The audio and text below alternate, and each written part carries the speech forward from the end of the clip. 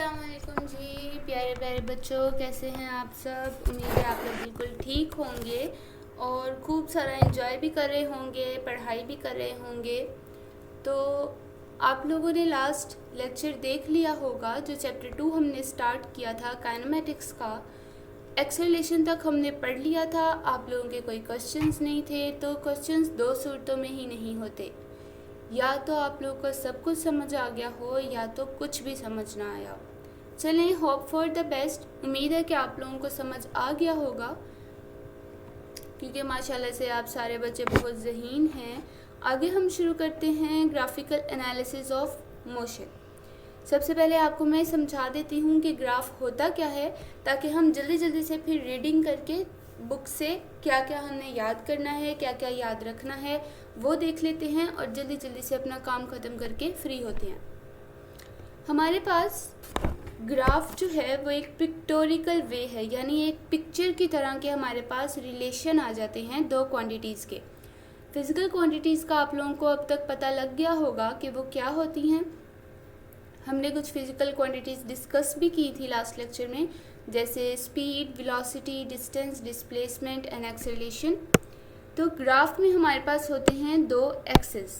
एक होता है हमारे पास एक्स एक्सिस जो हॉरिजॉन्टल होता है, और एक हमारे पास होता है वाई एक्सिस जो वर्टिकल एक्सिस होता है।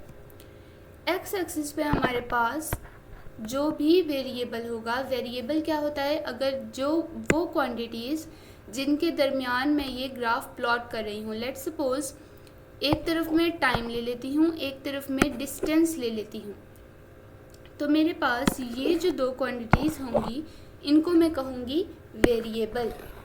इनको मैं क्या कह सकती हूँ, वेरिएबल्स।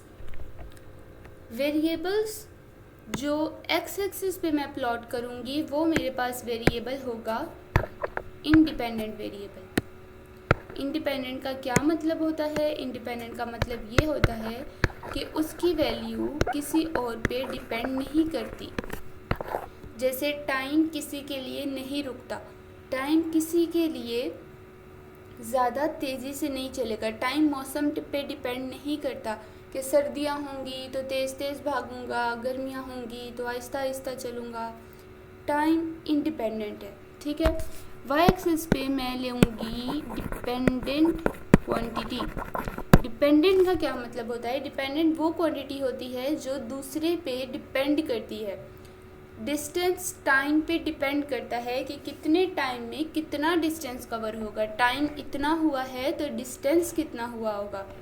यहाँ पे ज़रूरी नहीं है मेरे पास सिर्फ डिस्टेंस हो, यहाँ मैं वेलोसिटी भी रख सकती हूँ। आगे जाके आप डिफरेंस फोर्स का टाइम के साथ, या फोर्स का प्रेशर के साथ, या बहुत सारे इस तरह के रिलेशंस आएंगे जो हम ग्राफ से स्टडी करेंगे हायर लेवल पे। अभी हमें इसकी ज़रूरत नहीं है। हम इन क्वांटिटीज़ को एक्सप्रेस करने के लिए यूज़ करते हैं स्लोप। वो हमारे पास यूं भी हो सकती है, वो हमारे पास किसी भी शेप की हो सकती है, ऐसे भी हो सकती है, वो हमारे पास ऐसे भी हो सकती है, वो हमारे पास ऐसे भी हो सकती है, और वो हमारे पास किसी और शेप की, इस शेप की भी हो सकती है। ये हमारे पास क्या हैं? ये हमारे पास डिफरेंट स्लोप्स है। इसको हम स्लोप कहते हैं। ये जितनी भी हमारे पास शेप्स हैं ये हमें बताती हैं कि टाइम के साथ साथ डिस्टेंस कैसे ज़्यादा हो रहा है, कम हो रहा है, सेम रह रहा है। और ये जो रिलेशन है, ये स्लोप हमें किस चीज़ का आंसर देती है, ये क्या बताती है, ये अब हम आगे देखते हैं। हम अपनी बुक पे आ जाते हैं। Graphical analysis of motion. Graph is a pictorial way. ये एक पिक्चर की तरह का तरीका है प्रेजेंटिंग इन्फॉर्मेशन, जो इन्फॉर्मेशन दिखाने का relation between various quantities. Different quantities के दरमियान रिलेशन क्या है उसकी तस्वीर दिखा देता है। The quantities which a graph between which a graph is plotted are called variables. ये आपको मैंने बता दिया है। आगे इंडिपेंडेंट और डिपेंडेंट कौन से होते हैं वो लिखा हुआ है, ये आप लोग पढ़ लीजिएगा। आगे चलते हैं distance time graph. It is useful to represent the motion of objects. Motion, kinematics means motion. Motion means some distance covered. Distance covered होगा, स्पीड भी होगी, टाइम भी गुजरेगा। डिस्टेंस कवर नहीं होगा, स्पीड भी ज़ीरो होगी, लेकिन टाइम गुजरता रहेगा क्योंकि वो इंडिपेंडेंट है। अब हम करते हैं terms distance and displacement are used interchangeably. इसको एक दफ़ा हम देख लेते हैं। मैं आपको थोड़ा सा ओवरव्यू दे देती हूँ। लास्ट टाइम हमने पढ़ा था कि हमारे पास लेट्स सपोज ये हमारा स्टार्टिंग पॉइंट है, ये मेरा प्यारा सा घर है और ये मेरा यहाँ पे हम लोग गार्डन बना लेते हैं। ठीक है जी। मेरे पास जो इसका रास्ता है वो यहाँ से इस तरह का है। इसको मैं कह दूँगी ये मेरे पास है डिस्टेंस। लेकिन मेरे पास जो डिस्प्लेसमेंट आएगा वो ये आएगा। ये मेरे पास क्या होगा? डिस्प्लेसमेंट। ठीक हो गया बच्चों। डिस्प्लेसमेंट शॉर्टेस्ट पाथ है। लेकिन अगर मेरे घर से लेट्स सपोज हमने जाना है सामने एक शॉप पे, तो मेरे पास डिस्टेंस क्या होगा? सामने शॉप है, सीधा सीधा जाऊंगी तो ये मेरे पास डिस्टेंस है। लेकिन इस केस में डिस्प्लेसमेंट क्या होगा? डिस्प्लेसमेंट शॉर्टेस्ट पाथ है और सबसे छोटा रास्ता ही ये है कि मैं सीधी सीधी चली जाऊं और ये मेरे पास डिस्प्लेसमेंट होगी। तो वो कहना ये चाह रहे हैं बुक में कि अगर हमारे पास एक पाथ जो है वो स्ट्रेट लाइन है। स्ट्रेट लाइन कौन सी है? यहाँ पे हमारे पास ये वाली स्ट्रेट लाइंस हैं। तो इसके लिए डिस्टेंस और डिस्प्लेसमेंट बिल्कुल सेम होंगी। ठीक है। इसी तरह अगर एक स्ट्रेट लाइन के लिए डिस्टेंस और डिस्प्लेसमेंट सेम है तो स्ट्रेट लाइन के लिए वेलोसिटी और स्पीड भी सेम होंगी। चलें जी, हम कर लेते हैं distance time graph. Distance time graph में हमें क्या बता रहा है? ये motion of objects. Straight line कर लिया हमने, time is taken along horizontal axis जो मैंने आप लोगों को बता दिया है, और वर्टिकल एक्सिस पे डिस्टेंस आता है। ऑब्जेक्ट एट रेस्ट कर लेते हैं। Distance move by the object with time is 0। Time चलता रहेगा क्योंकि टाइम किसी के लिए नहीं रुकता, और ऑब्जेक्ट एट रेस्ट है क्योंकि डिस्टेंस सेम है, डिस्टेंस चेंज नहीं हो रहा।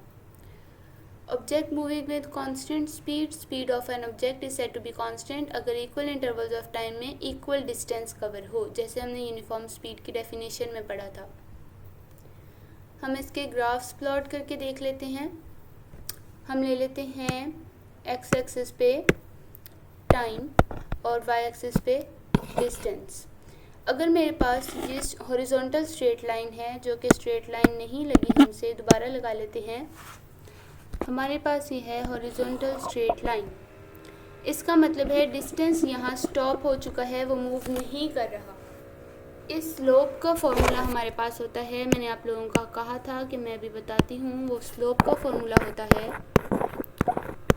y over x। y पे हमारे पास क्या है? जो हमने डिस्टेंस लिया हुआ है, यानी डिस्टेंस ओवर x पे हमारे पास टाइम है। तो ये आप लोगों को फॉर्मूला मिलता जुलता लग रहा होगा स्पीड के फॉर्मूला से। तो इस ग्राफ की d/t ग्राफ की स्लोप जो है वो हमें क्या बताती है? स्पीड बताती है। अगर हम डायरेक्शन इन्वॉल्व करेंगे तो जाहिर है वेलोसिटी होगी। अब हम देख लेते हैं equal intervals of time. Constant speed का क्या मतलब है? मैं यहाँ टाइम ले लेती हूँ, यहाँ डिस्टेंस ले लेती हूँ। टाइम को मैंने डिवाइड कर दिया इंटरवल्स में, 15 और ये 20 एंड सो ऑन। यहाँ मैं डिवाइड कर देती हूँ 10 metres, 20 metres, 30 metres, 40 metres and so on. अब अगर मैं कहूँ कि मेरे पास जब 5 सेकेंड्स गुजरे तो डिस्टेंस 10 मीटर कवर हुआ, तो मेरे पास यहाँ एक पॉइंट लग जाएगा जहाँ पे मेरे पास टाइम जो है वो 5 सेकेंड्स है, डिस्टेंस 10 मीटर्स है। अब मेरे पास जब टाइम मेरे पास 10 सेकेंड्स हुआ तो डिस्टेंस मैंने 20 कवर कर लिया, ये एक पॉइंट आ गया। जब मेरे पास 15 सेकेंड्स हुआ तो 30 डिस्टेंस मैंने कवर कर लिया। मेरे पास जी हाँ यहाँ पे पॉइंट बनता है, ये पॉइंट मैंने लगा लिया। अब मैं इन पॉइंट्स को ज्वाइन कर दूंगी इस तरीके से। इसको इस तरह की स्लोप को मैं कहूँगी इंक्लाइंड स्ट्रेट लाइन। ये आप लोगों ने नाम याद रखने हैं। इन स्लोप के नाम क्या होते हैं? MCQ में आ सकते हैं। तो कांस्टेंट स्पीड पे इंक्लाइन स्ट्रेट लाइन, अगर मैं कहूँ कि इस पॉइंट पे, लेट्स सपोज मैं इसको P कह देती हूँ, इस पॉइंट पे मेरे पास वेलोसिटी क्या होगी, क्योंकि ये ग्राफ हमें वेलोसिटी का आंसर देता है, तो वेलोसिटी एट पॉइंट P क्या होगी, इस पॉइंट पे डिस्टेंस कितना है 20 और इस पॉइंट पे टाइम कितना है 10, टाइम कितना है 10, तो मेरे पास स्पीड क्या आ जाएगी इस पॉइंट पे 2 मीटर पर सेकेंड।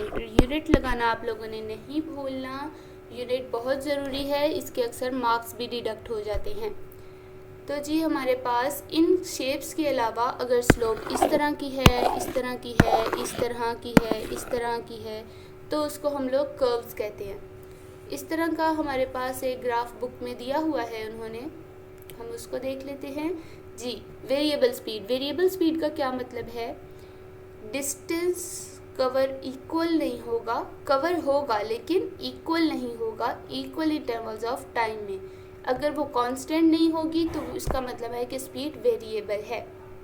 ये ग्राफ आप लोग देख लीजिएगा, अगर इनमें कोई इश्यू है तो वो हम लोग नेक्स्ट क्लास में आप क्वेश्चंस मेरे से पूछ सकते हैं। हम पहले आपके क्वेश्चंस देख लेंगे, उसके बाद नेक्स्ट टॉपिक पे चलेंगे।